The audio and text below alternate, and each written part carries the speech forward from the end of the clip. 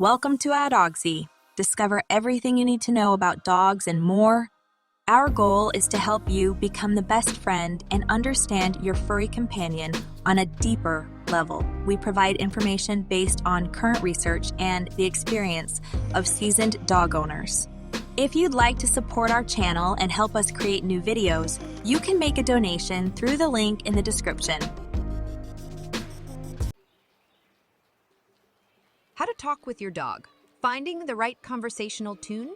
If we were to categorize dog owners based on how they communicate with their furry companions, we'd have two distinct groups: those who use commands and those who engage in heartfelt conversations about everything under the sun. The former are firm believers in the almighty no, slipping it into virtually every communication act. They like to share tales with their furry kids about tough bosses and rowdy neighbors.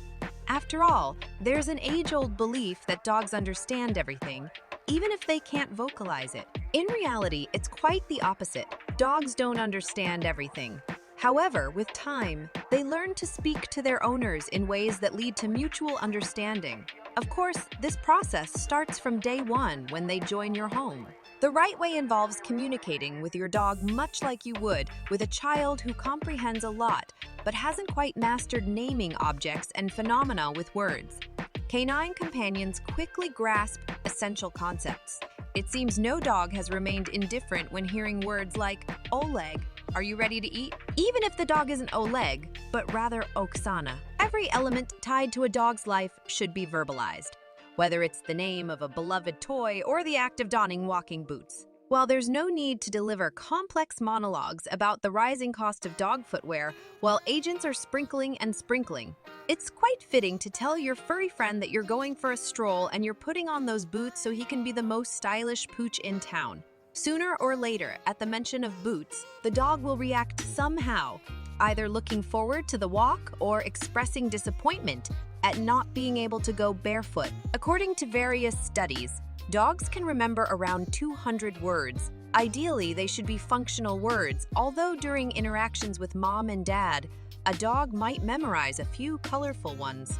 The clearer you make it for your dog to understand a word, the sooner they'll distinguish it from others. For instance, when you pour water into a bowl for your woolly buddy, ask each time, "Want a drink?"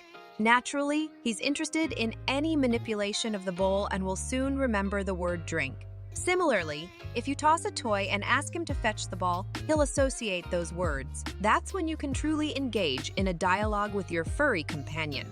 Suppose she comes over with raised eyebrows and seems to want something from you. Ask her drink, ball, couch. If these words are familiar to her, she'll certainly respond positively to one. Yes, I'd love a drink, play with the black limb on the couch. You can consider the dialogue successful.